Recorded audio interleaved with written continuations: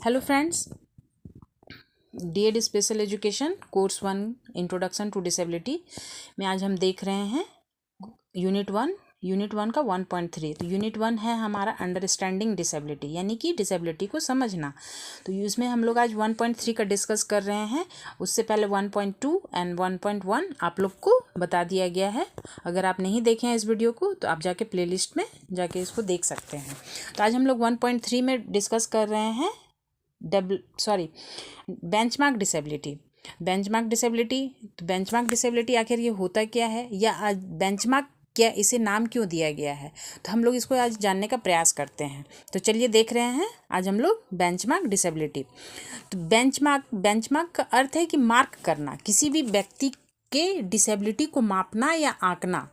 हम माप या आंक सकते हैं कि उस व्यक्ति में कितना परसेंटेज डिसेबिलिटी है। जैसे हम किसी व्यक्ति को देख रहे हैं तो उसका कुछ ज़्यादा ही वो चल नहीं पा रहा है, या आंखों से देख नहीं पा रहा है, या सुन नहीं पा रहा है, तो उसको हम लोग देखते हैं कि उसका लेवल क्या है, कि उसको कितना परसेंटेज सुनाई दे रहा है, या कितना परसेंटेज उसको दिखाई नहीं दे रहा है, या कैसे वो चल रहा है, बहुत ज़्यादा वो झुक के चल रहा है, या बहुत ज़्यादा उसको चलने में परेशानी हो रही है।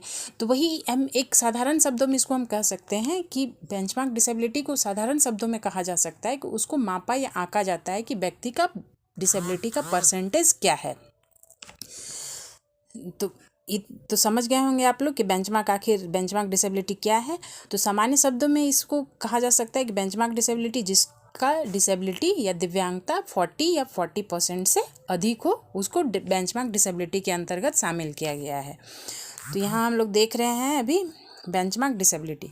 तो आखिर ये बेंचमार्क होता क्या है। तो बेंचमार्क एक आधिकारिक शब्द है। क्या शब्द है? आधिकारिक, यानी कानूनी शब्द है, जिसकी परिभाषा के अनुसार, जिसमें परिभाषा दिया गया है कि जिसकी परिभाषा के अनुसार किसी भी व्यक्ति को बेंचमार्क दिव्यांगता की श्रेणी में रखा जा सकता है जब उसकी विकलांगता 40% या इससे अधिक हो।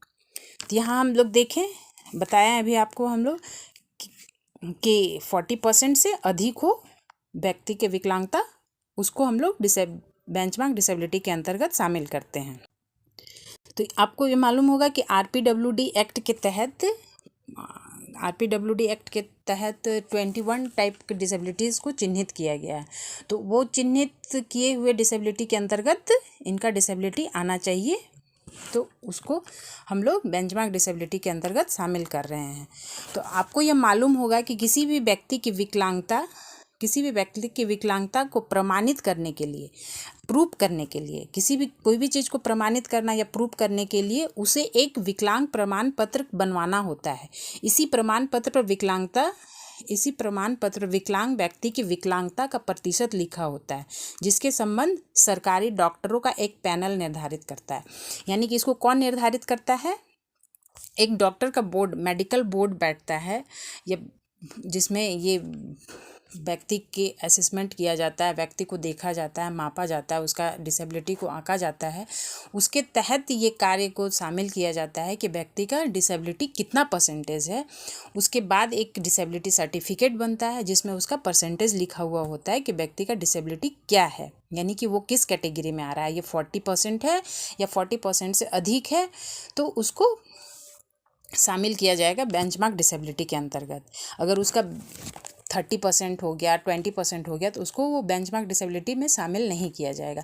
तो अब हम यहाँ पे सोच रहे होंगे कि ये बेंचमार्क डिसेबिलिटी का नाम क्या है, क्यों दिया जा रहा है, क्यों इसको शामिल करना चाहिए या नहीं करना चाहिए। तो बेंचमार्क डिसेबिलिटी में हम यहाँ देख रहे हैं कि विकलांग व्यक्ति में हर एक ऐसा व्यक्ति शामिल होता है। विकलांग व्यक्ति में क्या है, यहाँ पे विकलांग व्यक्ति में हर एक व्यक्ति ऐसा शामिल होता है जिसे कोई विकलांगता होती है। लेकिन जैसे ही हम बेंचमार्क डिसेबिलिटी या बेंचमार्क विकलांगता का नाम सामने आता है, तो 40% विकलांगता वाले लोग इस श्रेणी से बाहर हो जाते हैं। यानी कि 40% से कम जिनको विकलांगता है, डिसेबिलिटी जिनको कम है 40% से, उनको इसके अंतर्गत शामिल नहीं किया जाता है।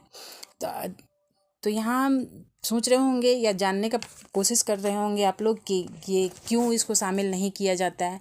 तो इसमें जो भारत सरकार के द्वारा जो बहुत सारे योजना बनाए गए हैं डिसेबल पर्सन लोगों के लिए, बहुत एग्ज़ाम वगैरह में उनका एक अलग कोटा रहता है। देखे होंगे आप लोग, नीचे में लिखा हुआ रहता है दिव्यांगजन के लिए इतना परसेंटेज। तो उसमें इनको रिजर्वेशन में उनको छूट मिलती है। अधिकांश परीक्षाओं या नौकरियों में इनको ये छूट मिलती है या उनको आरक्षण दिया जाता है कि वही व्यक्ति बेंचमार्क विकलांगता वाले व्यक्ति को ही दिया जाता है। यानी कि जो परीक्षा में या नौकरी में या कहीं भी देखा जाता है, रेलवे में अगर हम जा रहे हैं तो उनको वो रिजर्वेशन अलग, विकलांग व्यक्तियों के लिए अलग कोटा रहता है या उनका फिक्स रहता है कि ये दिव्यांगजन के लिए है या डिसेबल पर्सन के लिए है, तो उनके लायक उस चीज़ को किया जाता है। तो आप लोग समझ गए होंगे कि बेंचमार्क डिसेबिलिटी क्या है दोस्तों। तो आज के लिए इतना ही काफ़ी है। हम लोग नेक्स्ट वीडियो में फिर मिलते हैं, नेक्स्ट टॉपिक को लेके आप लोग के साथ डिस्कस करेंगे। तब तक के लिए थैंक यू सो मच।